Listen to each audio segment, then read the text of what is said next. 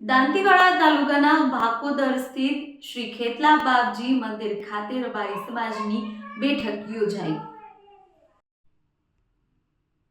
રબારી સમાજના મહાસંમેલનને ઐતિહાસિક બનાવવા ધારાસભ્ય માવજી દેસાઈની મથામણ। રબારી સમાજ સામાજિક બંધારણમાં જોડાઈ કુરિવાજોને જાકારો આપે। ધારાસભ્ય માવજી દેસાઈના અધ્યક્ષસ્થાને સામાજિક બંધારણ અંગે ઝોન કક્ષાની બેઠક યોજાઈ। રબારી સમાજના આગેવાનો અને યુવાનોને શિક્ષણ થકી સમાજને આગળ વધારવા અપીલ કરવામાં આવી છે। ઉત્તર ગુજરાત રબારી સમાજ ભવિષ્ય નિર્માણ સામાજિક બંધારણ મહાસંમેલન 25 જાન્યુઆરીએ શમશેરપુરા ખાતે યોજાશે।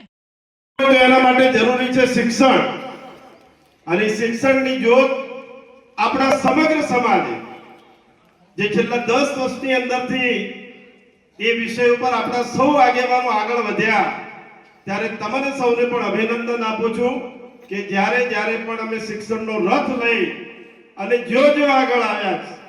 આ વિસ્તાર ગણો કે ઠાકરસિંહ ભાઈએ થરાદ વિસ્તારની અંદર, વાવ વિસ્તારની અંદર કામ કર્યું, પણ જે લોકોએ કામ કર્યું ત્યારે તમે ખૂબ મોટા દાતા તરીકે પૈસા આપ્યા, એ બદલ સમગ્ર રબારી સમાજનો આભાર માનું છું કે સમાજને ખબર પડી કે બીજા સમાજોની હરોળની અંદર આપણે પ્રગતિ કરવી હશે તો એના માટે શિક્ષણ ખૂબ જરૂરી છે, અને શિક્ષણ હશે તો જ આપણા સમાજનો સર્વાંગી વિકાસ થશે।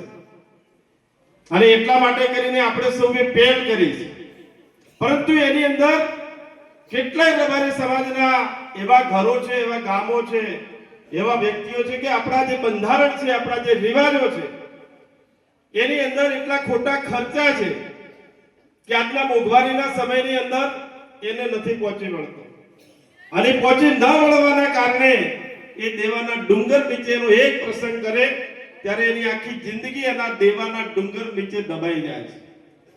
એનો માન, એનો મોભો, તો એ જે ગરીબ ઘરના પરિવારો છે એમના દીકરા અને દીકરીના ભણતર માટેનો ખૂબ મોટી સમસ્યા છે કે એનો એક પ્રસંગ કરી દેવામાં આવી જાય પછી એના દીકરા કે દીકરીને એને ભણાઈ નથી શકતો, અને આખી જિંદગી એનું જીવન એક અંધકારમય જીવન એ આપણા રબારી સમાજના વ્યક્તિનું થાય છે। આવા અનેક ઘર અને અનેક પરિવારો છે, તો આમાંથી છૂટવા માટે શું કરવું? અને એ છૂટવા માટે કરીને આ નવા રિવાજો, નવું બંધારણ લઈને આપણે સમક્ષ બધા જ આગેવાનો બધાને સર્વસંમતિ કરી અને લઈને આવ્યા છે।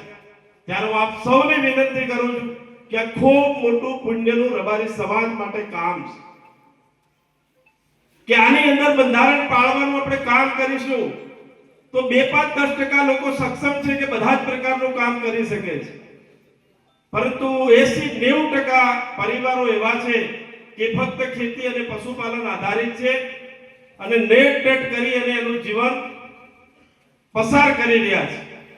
ત્યારે આજના જમાનાની અંદર જ્ઞાન, વિજ્ઞાન અને ટેકનોલોજીનો જમાનો, એ જમાનાની અંદર આપણા દીકરા અને દીકરીને સામાન્ય ગ્રેજ્યુએશન સુધીનું જો ભણતર નહીં આપી શકીએ તો એ આપણા એના ઘર માટે, એના માતા પિતા માટે મોટો શ્રાપ છે।